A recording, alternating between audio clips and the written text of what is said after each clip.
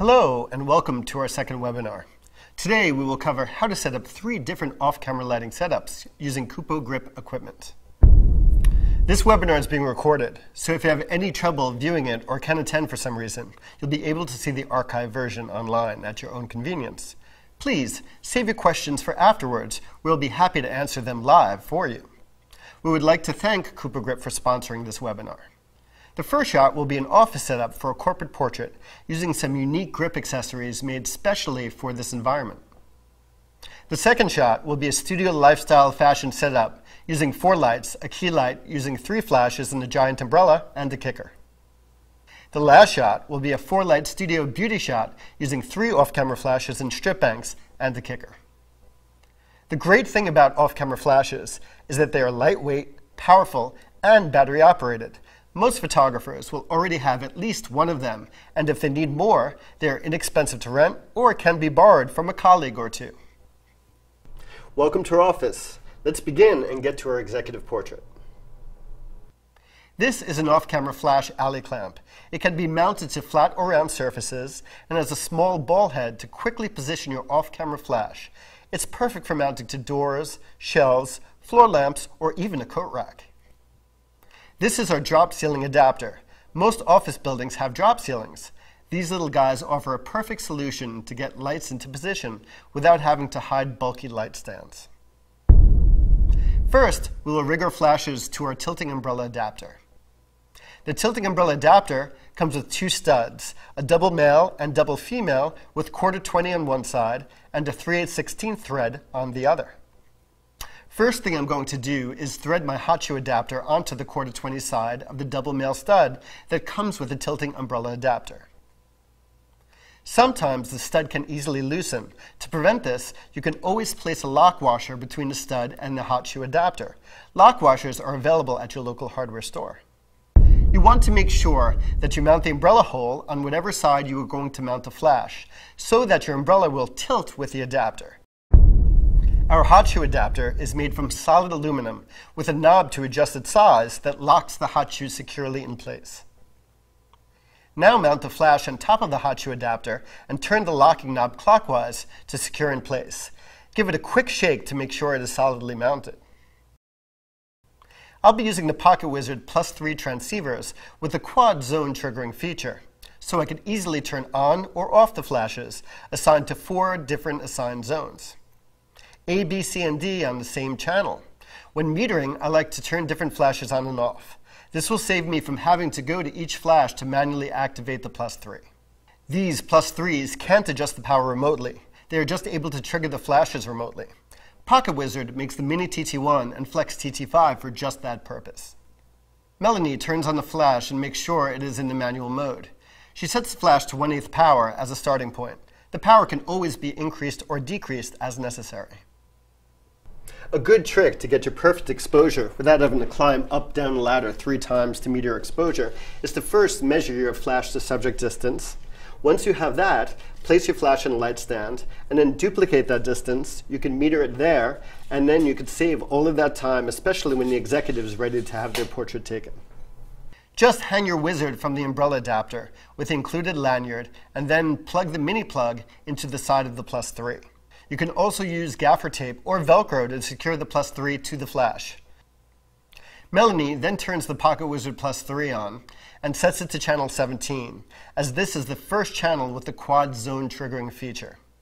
She then presses the B button so only B shows in a little box on the bottom right.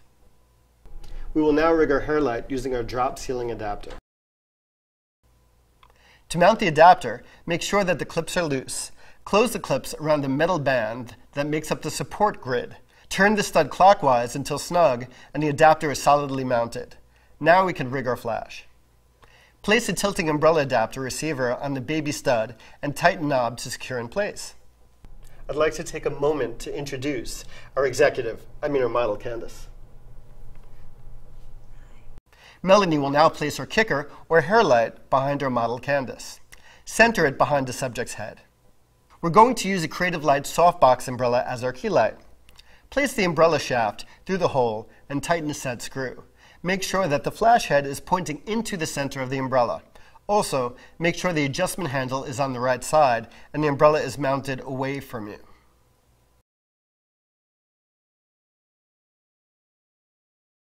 We'll position our key light 3/4 to the model and nice and close, just out of frame. Closer means less power required.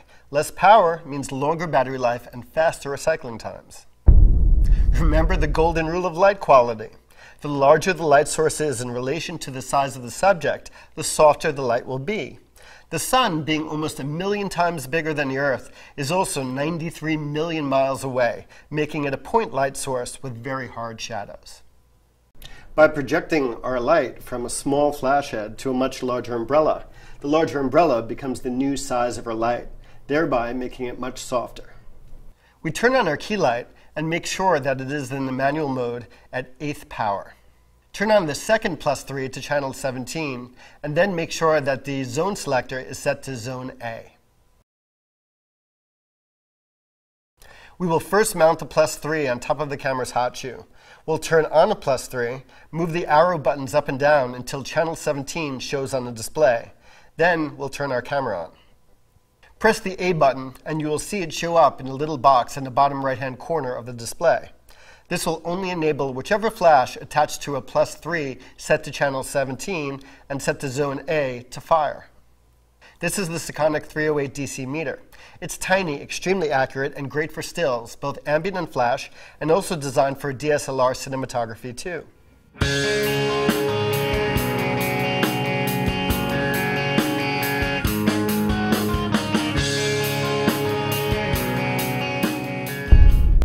We're going to mount one of our flash rigs to a drop ceiling adapter. Straighten out the flash and point it directly at the back of your subject's head. Since off-camera flashes don't have modeling lights, a good trick is to hold a high-powered flashlight against the head of a flash, and you can see where the light is going. Of course, indoors, you won't need such a bright flashlight. Make sure that both the flash and the +3 are powered on. You chose channel 17 and the batteries are fresh. Make sure the zone settings are where you want them to be. I chose zone B. Ladders are a pain to move around, especially in small environments, and many executives won't have the time or patience for you to do a battery change. Our handy stand is the perfect lightweight companion for lightweight off-camera flashes. It folds down to under 20 inches for easy travel. I'm going to bounce this flash off the ceiling for a fill light. Just place the off-camera flash alley clamp wherever you'd like, and then mount the flash onto the hot shoe. Power up your flash, then power up the +3 and set it to channel 17, and then make sure that it is set to zone C. Turn on your camera, power up your wizard, and set it to channel 17. One thing I didn't mention before is how to select whether your wizards are going to be transmitters or receivers. If you hit the mode button, you will see a TX and an RX. TX means transmitter, RX means receivers. The TX RX mode is the smart mode. The wizard will automatically know which one to choose. What I would recommend is either use that one, or you could use the TX only for transmit. Contrarily, if you choose for your flashes, you want to choose TX RX for the auto mode, or RX for the receiver mode only. Make sure the only zone showing is A. The reason why I'm leaving off B and C is I want to get a reading without the other flashes influencing my exposure. Let's take a quick reading. We're getting f2.8. I want a little bit more depth of field, so we'll bump up our flash output by 1 stop. And now we have perfect f4. Now we will turn off zones A and C so that the only zone B is showing in a little square to meet our hair light. Let's take a quick reading. We're getting f8, too hot. Let's knock it down 3 stops. I just want a hint of hair light. Turn the flash power down 3 stops to 1/64th. And now we have f2.8, perfect. Now we will turn off zones A and B so that the only zone C is showing to meet our fill light. Let's take a quick reading. We're getting f4. That's a little too hot. I want to drop the fill light 1 stop. Turn the flash power down 1 stop. And now we have f2.8, perfect. A quick test shot to see what we got. Perfect. Let's start shooting.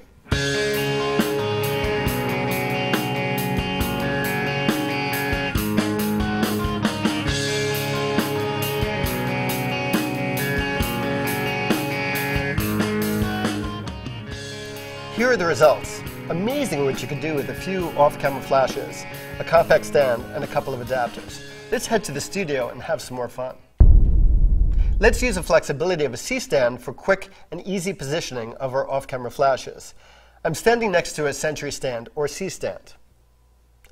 The kit consists of 3 pieces: the Master C-stand with turtle base, the 2.5-inch grip head, and a 40-inch grip arm. We'll need just one more accessory, the 5-inch grip pin. Pretty cool, huh? To open up the Master C-stand with our patented spring-locking base, just hold the C-stand parallel to the ground, pull the collar, and as soon as the legs start to swing, let go of the collar. Easy as pie. It's just as easy to close. Hold the riser section parallel to the ground, make sure that the big leg is on top, and pull the collar. As soon as the legs start to move, release the collar, and the legs will lock into place. To set up our background, we're going to use 2 C-stands with 2 40-inch grip arms extended out horizontally. Remember, righty-tighty, lefty-loosey. Slide the grip arms into the core. Unroll the seamless onto the ground for whatever height you want. Use a 2-inch A-clamp to secure it in place. Raise both stands together to the desired height. Sweep out the seamless until it is even on both sides. Use gaffer tape to secure the edge to the floor. Drop a sandbag on each stand and you're ready to rock and roll. To set up the C-stand kit, first place the grip head on top of the C-stand so that the big handle is facing you, and tighten the small knob so it is secure. Turn the round discs until the word Kupo is on top. Slide the grip arm top down into the 5/8-inch V-jaw on the left side of the grip head. Tighten the handle to secure it in place. The load always has to go to the right side, so it will tighten itself with a downward force. If you do this the wrong way, the downward force will actually loosen up the grip head, making it less secure.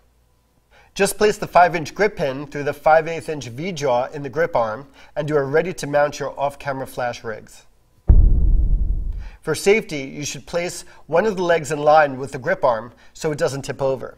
Then place a sandbag over the leg for extra stability. For our key light, we'll be using a Profoto Giant 150 umbrella. We'll be using our high roller stand to support our giant umbrella.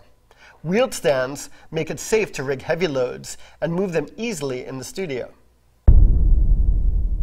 First, open a high roller stand. The Profoto Giant umbrellas have a dual adapter. Take out the small knob, and you'll have a junior pin to fit into the junior receiver.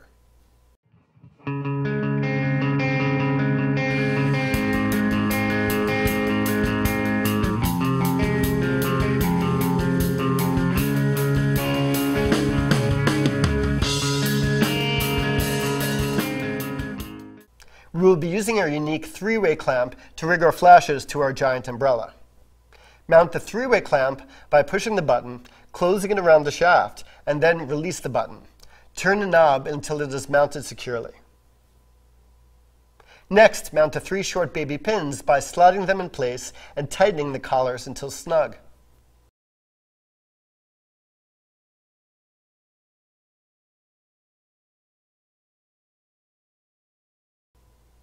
Mount the 3 flash rigs on the baby pins and point them into the center of the umbrella.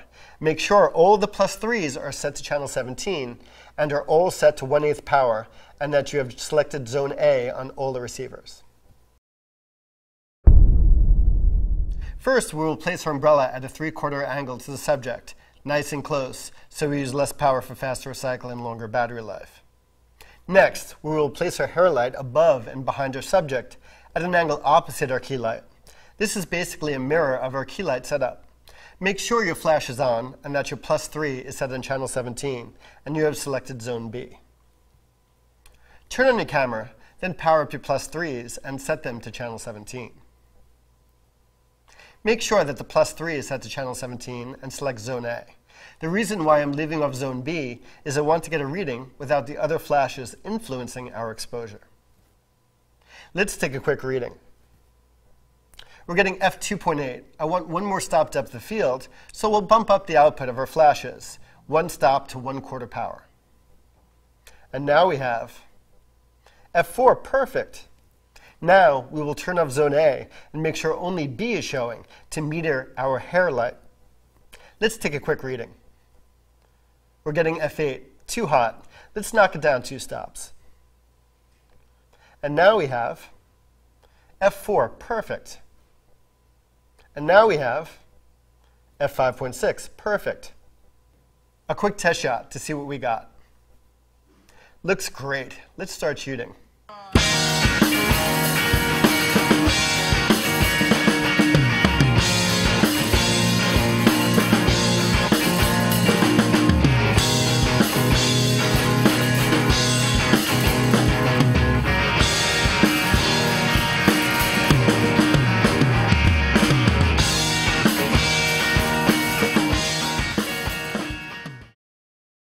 So now we are going to set up a beauty shot. Instead of the Profoto Giant umbrella, we are going to use 3 strip banks to make our own ring light effect. Set up a strip bank on a Creative Light speed ring for off-camera flashes by placing the metal rods in the appropriate holes.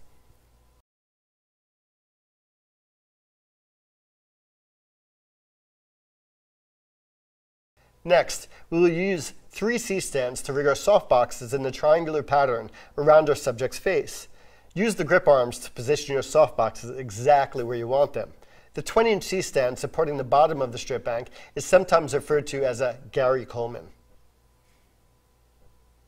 Next, place your flash rig inside. Make sure that all your flashes are set to 1/8 power and that your +3s are set to channel 17 and to zone A. We got f4. Look at that, exactly the exposure I wanted. A quick test shot to see what we get. Looks great. Let's start shooting.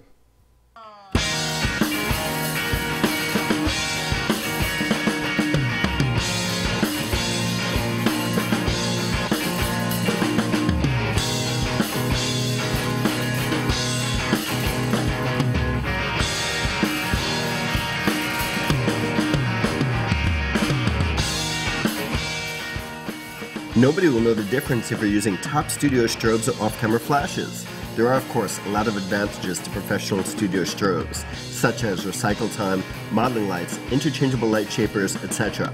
But you can produce beautiful studio photography with some off-camera flash and some grip gear. Well, that's a wrap.